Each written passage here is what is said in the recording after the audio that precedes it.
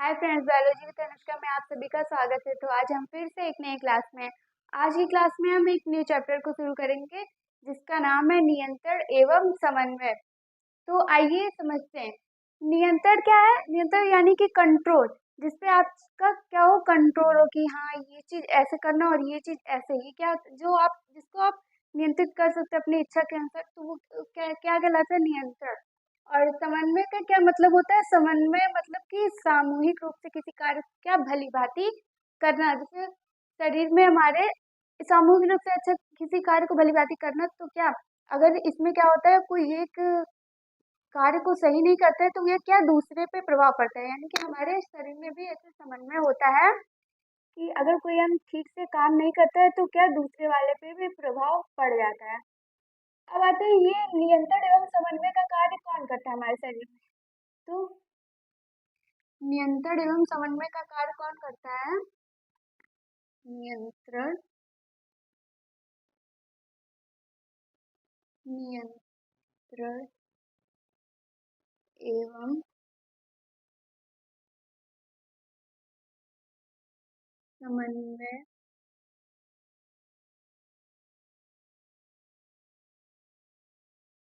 नियंत्रण एवं समन्वय का कार्य कौन करता है? एक तो पहला क्या होता है, तंत्रिका तंत्र। तंत्रिका तंत्र और अंतःस्रावी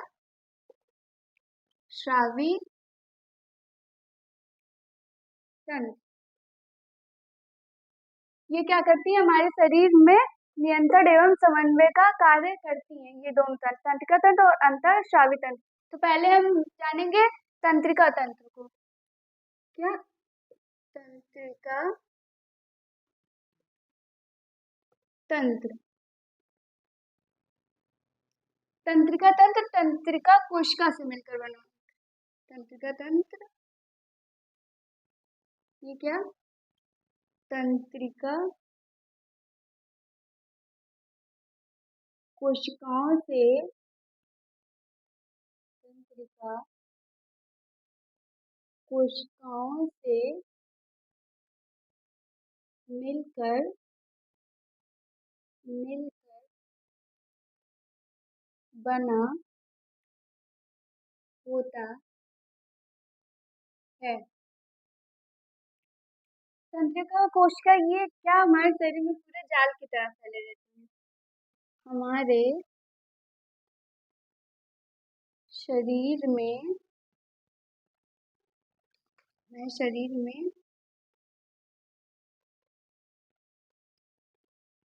जाल के रूप में जाल के रूप में क्या रहती है, फैली रहती है।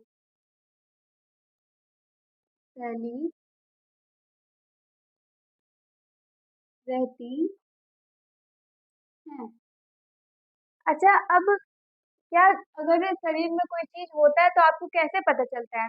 उसको कौन, उस संवेदना को ग्रहण कौन करता है? तो क्या पाए जाते हैं, हमारे शरीर में कुछ होते हैं संवेदी अंग। संवेदी अंग होते हैं। ये क्या करते हैं, ये संवेदनाओं को ग्रहण करते हैं। किसको? संवेदना को ग्रहण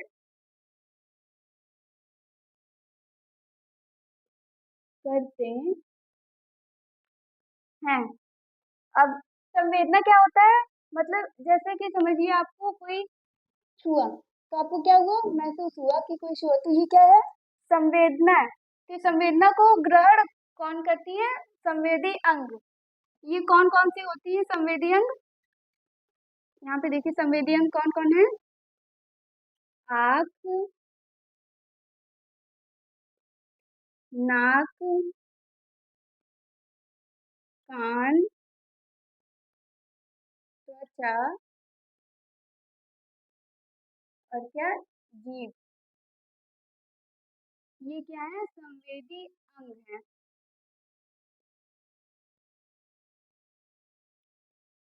ये पांचों क्या है, संवेदी अंग। आँख क्या करता है, ये क्या करता है, देखने का कार्य करता है। तो ये क्या है, प्रकाश ग्राही है, प्रकाश ग्राही है। और नाक क्या है, नाक से क्या हमें किसी भी गंध का पता चलता है, नाक से क्या गंध का पता चलता है। ये क्या है, नाक क्या है, ये ग्राण ग्राही है, तो कहते हैं ग्राण ग्राही।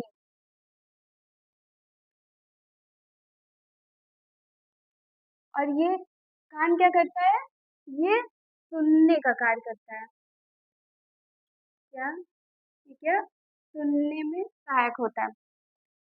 और त्वचा क्या, त्वचा से हमें किसी चीज भी जैसे ठंड हो या गर्म हो, हमें इसका पता चलता है, ठंड या गर्म। ये क्या है, तो इसे कहते हैं तापग्राही, क्या है, तापग्राही। और जीभ क्या है, जीभ से हमें क्या पता चलता है, इससे हमें स्वाद का पता चलता है, स्वाद का, इससे क्या स्वाद का पता चलता है। इसे हम क्या कहते हैं, जीभ को रस संवेदी ग्राही, रस संवेदी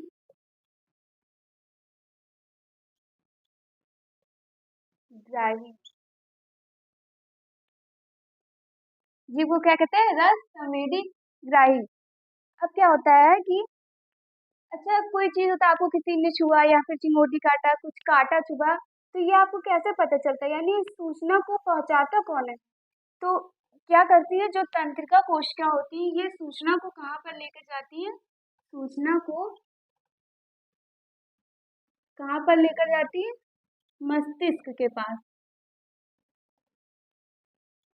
ये क्या करती है, मस्तिष्क के पास लेकर जाती है, तब हमें पता चलता है कि हाँ हमको क्या हुआ, काटा चुभा है या फिर कोई गर्म चीज छुआ है, इससे हमें पता चलता है।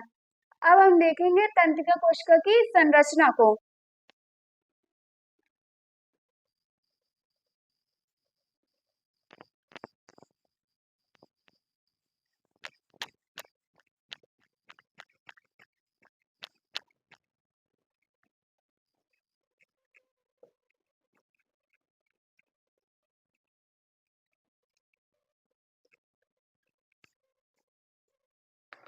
अब आते हैं तंत्रिका कोशिका की संरचना पे।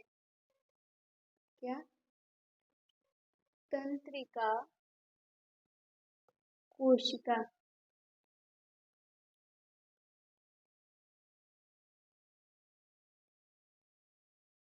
इसकी संरचना कैसी होती है, यहाँ पे ध्यान से देखिए, ये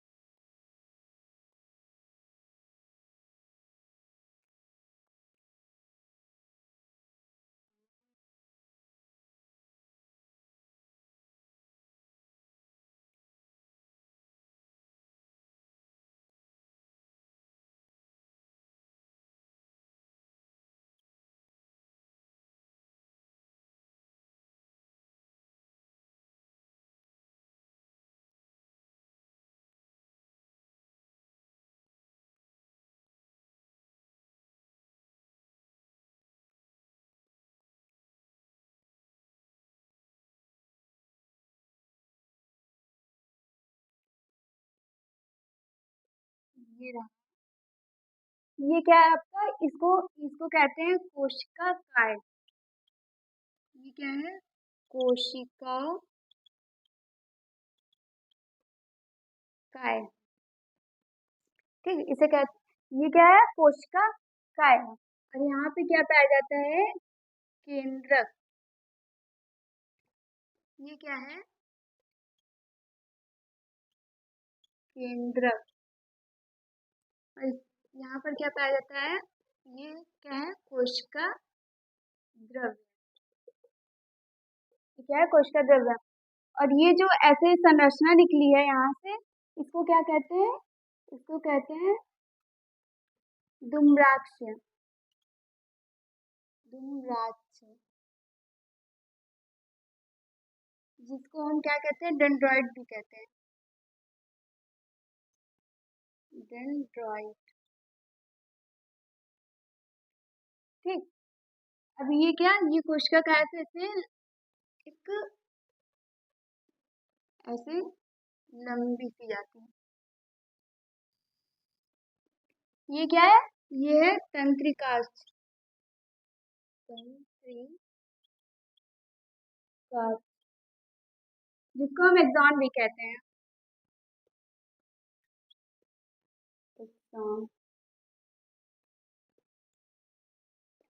और उसके बाद ये आ जाता है तंत्रिका कोशिका का अंतिम सिरा।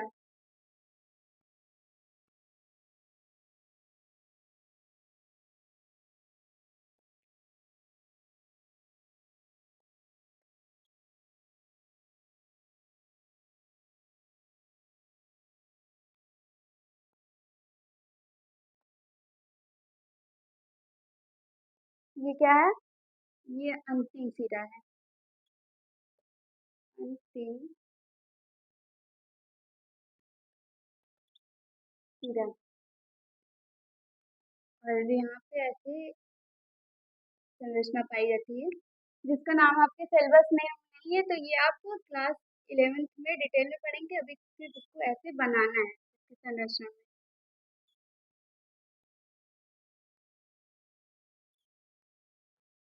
ठीक।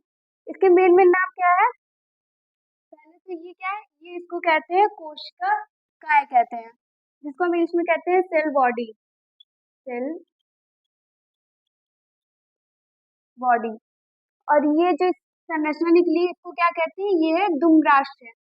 और इसके बीच में ये क्या पाया जाता है, केंद्रक। और यहाँ पर क्या है, ये कोशिका द्रव्य। फिर एक लंबी सी संरचना मिली जिसे हम क्या कहते हैं, तंत्रिकास्थ, जिसको हम एक्सॉन भी कहते हैं। और ये क्या है, ये तंत्रिका कोशिका का अंतिम सिरा है। अब क्या होता है कि यहाँ पर जो ये क्या है, पूरे शरीर में जाल की तरह फैली होती है। क्या एक एक तंत्रिका कोशिका से अनेक तंत्रिका कोशिका जुड़े होते हैं। तो क्या ये एकदम त्वचा के जब करीब होती है, तो यहाँ से क्या, ये क्या करती है, जब सूचना को लेती है, सूचना को ये ग्रहण करती है, तो ये क्या करती है, सूचना को विद्युत आवेग के रूप में ये क्या करेंगे, सूचना को सूचना को विद्युत आवेग के रूप में, सूचना को विद्युत आवेग के रूप में आगे तक भेजेंगी।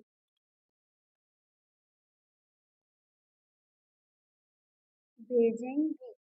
क्या होगा, जब यहाँ पे इसको सूचना मिलेगी, तो यहाँ से क्या गया, कोशिका काय तक। कोशिका काय में क्या होगा, जो सूचना है वो विद्युत आवेग में परिवर्तित हो गया। फिर ये क्या होगा, यहाँ से जब विद्युत आवेग में जाएगा, तो फिर ये इस जो अंतिम सिरे से फिर क्या, एक और तंत्रिका कोशिका का ये जो है डेंड्राइट, ये जुड़ा रहता है। फिर ऐसे सूचना एक एक करके जाती है, कहाँ तक, सूचना कहाँ तक जाती है, मस्तिष्क तक जाती है। फिर सूचना कहाँ जाएगी, विद्युत आवेग के रूप में मस्तिष्क तक। फिर अच्छा, कोई जब जैसे ही कोई आपको गर्म चीज छुआ तो आपको क्या हुआ, पता चला, तो ये सूचना कहाँ तक गई, विद्युत आवेग के रूप में मस्तिष्क तक।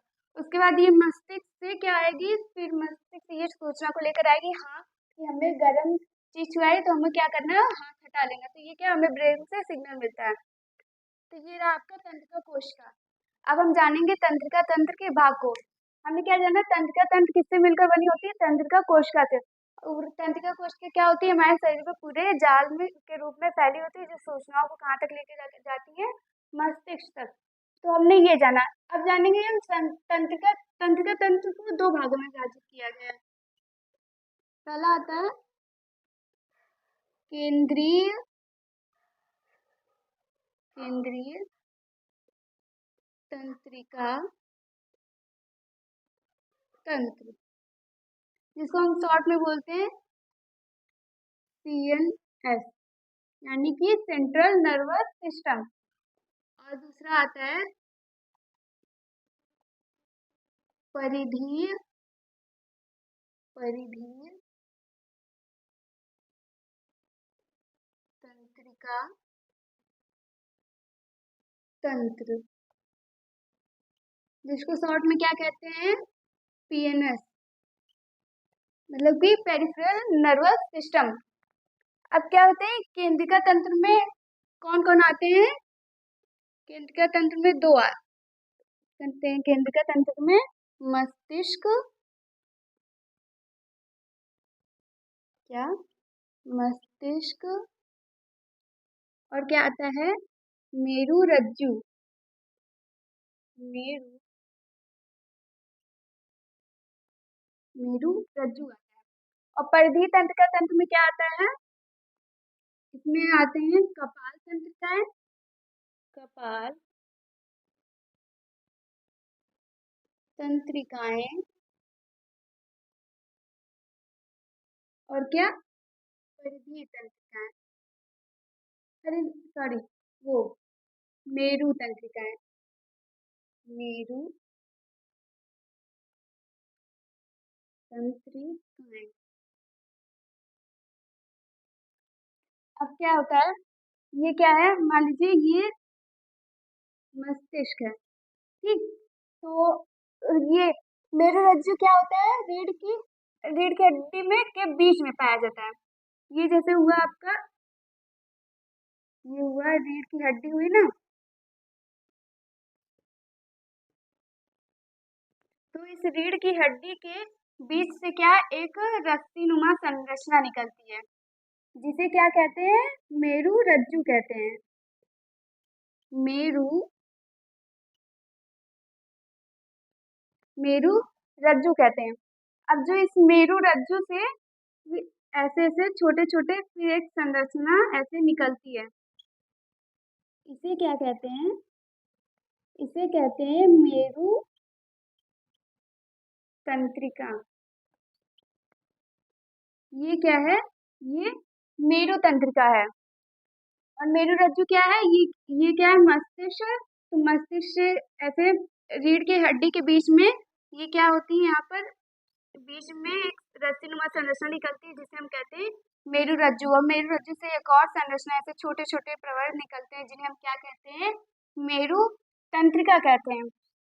और कपाल तंत्रिका क्या होती है कि मस्तिष्क से कुछ तंत्रिकाएं निकलती हैं, जिन्हें हम क्या कहते हैं, कपाल तंत्रिकाएं कहते हैं।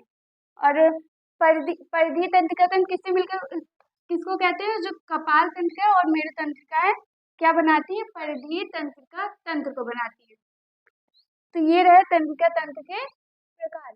और मस्तिष्क को हम डिटेल में पढ़ेंगे। तो आज की क्लास हम यहीं पे खत्म करते हैं। अगली क्लास में हम मानव मस्तिष्क को पूरा अच्छे तरीके से पढ़ेंगे। तो मिलते हैं अगली क्लास में, तब तक के लिए बाय बाय।